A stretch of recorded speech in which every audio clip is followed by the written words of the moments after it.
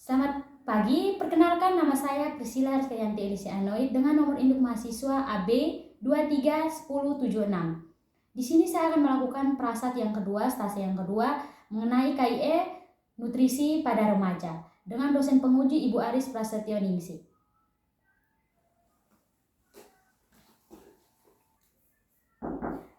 Assalamualaikum. Waalaikumsalam, silakan masuk Mbak. Silakan duduk ya. Terima kasih. Sebelumnya perkenalkan, nama saya Bidan Rizka, saya yang bertugas pada pagi hari ini ya. Sebelumnya ada keluhan apa ya Mbak? Ya Bu, tujuan kedatangan saya yaitu dengan keluhan diabetes. Oh iya, diabetes ya. Sebelumnya saya ini mendata dulu ya untuk kepentingan administrasi dengan Mbak siapa? Dengan Mbak Reni. Mbak Reni ya. Oke, Mbak Reni umurnya sekarang berapa Mbak? Saya usianya 26 tahun. 26 tahun. Ya. Agamanya Islam ya? Ya, Islam. Suku bangsanya? Jawa Indonesia. Jawa ya, Indonesia ya. Nggak ada campuran ya Mbak? Tidak. Oke. Untuk golongan darahnya tahu nggak Mbak? Udah pernah periksa belum? Belum pernah. Belum pernah periksa ya? Iya. Oke, nanti diperiksa ya. Untuk pendidikannya sekarang apa masih kuliah atau kerja? Saya kerja. Oke, kerjanya di mana ya Mbak? Saya buruh pabrik. Pabrik ya? Iya. Oke. Pabrik. Selanjutnya alamatnya mana Mbak? Tinggalnya di mana ini?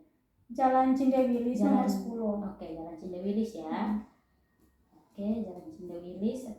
Ini untuk keluhannya tadi ini diabetes ya Mbak? Iya. Keluhannya diabetes. Sebelumnya tadi yang sudah ada pemeriksaan dari laboratoriumnya. Ini saya bacakan dulu ya untuk pemeriksaannya. Sebelumnya ini saya tensi dulu deh. Saya tensi dulu ya Mbak. Baik. Sebelumnya sudah pernah tensi darah Mbak? Tadi di bagian laboratorium sudah ada tensi darah? Sudah. Sudah ya? Iya. Ini saya tensi lagi nggak apa-apa ya? Nggak apa-apa. Ini keluhannya kira-kira udah berapa lama Mbak untuk diabetesnya ini? 1 bulan Mbak. Kira-kira 1 bulan ya? Oh, iya. Ini apa? Kan diabetes itu kan biasanya untuk makanan manis ya. Berarti Mbaknya sering makan manis ya pasti Iya, ya? saya sering minum minuman yang manis. Iya, itu pengaruh loh Mbak itu ke diabetes itu. Sebentar ya, saya tensi dulu ya. Iya. Sebelumnya tensinya normal nggak Mbak tadi diperiksa itu? Ya tadi tensi saya normal, pas dicek di laboratorium. Oke, bentar ya. Tenang dulu ya.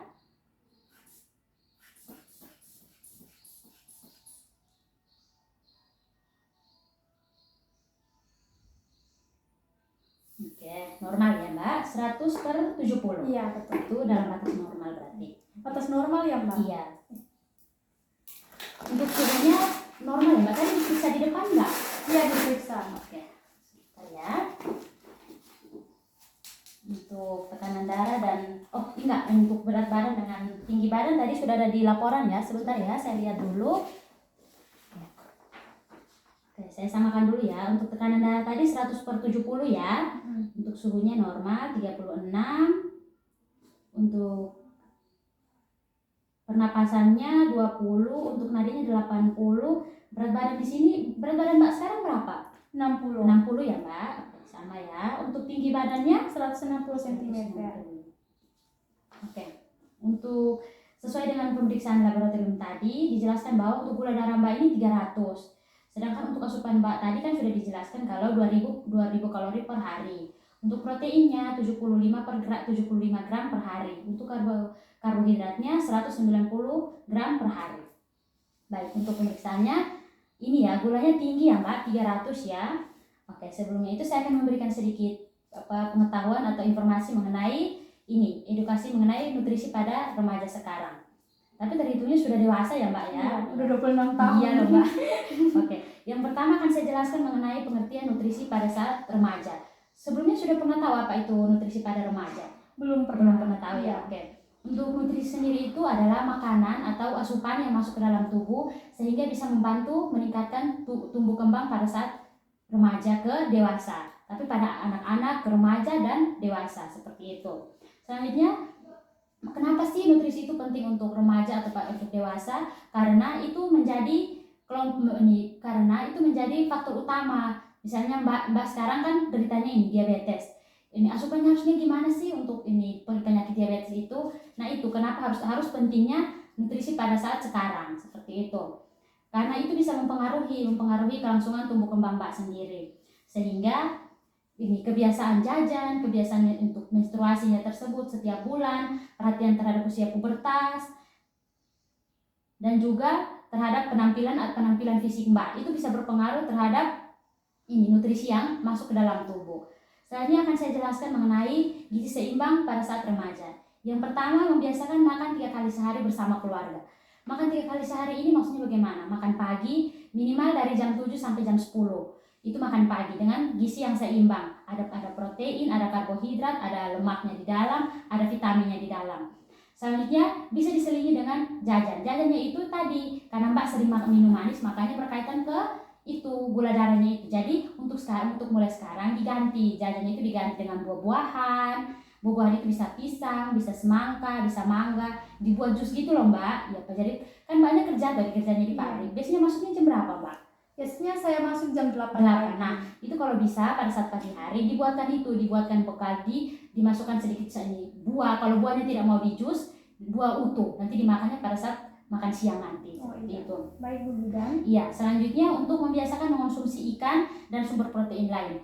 Ini sumber protein itu bisa dari ikan, bisa dari daging merah, bisa dari telur, bisa dari tempe, bisa dari tahu.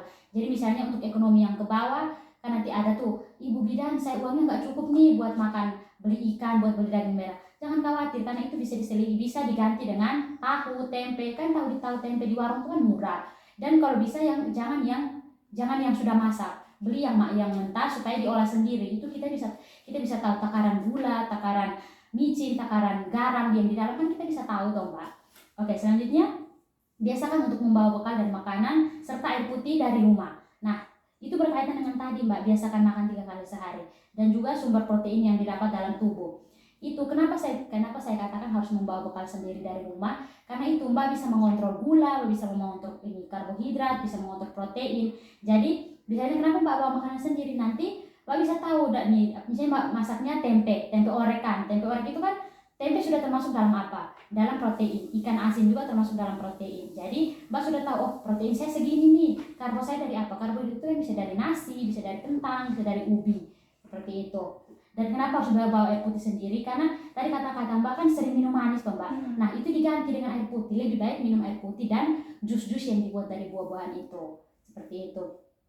Dan yang selanjutnya atau yang terakhir, batasi mengonsumsi makanan cepat saji, jajanan dan makanan selingan manis dan yang asin dan berlemak. Nah, itu berkaitan juga ke poin yang pertama.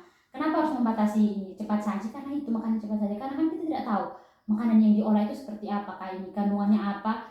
Kita bisa saja kita rasanya itu kok manis sekali ya, itu karena gula yang dimasukkan itu sangat banyak. Nanti kita lihatnya merahnya kan kita tahu pedas, padahal itu manis, seperti itu.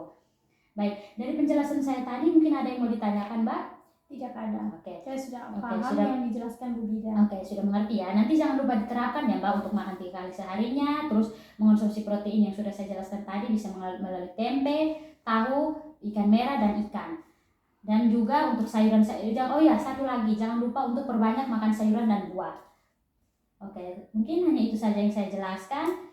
Tidak ada lagi ya Mbak yang mau ditanyakan? Tidak. Untuk nanti obatnya itu bisa ditebus di ini ya, di apotik ya. Oke, baik. Sudah tidak ada ya. Terima kasih. Terima kasih. Cepat sembuh ya Mbak. Terima kasih. Iya.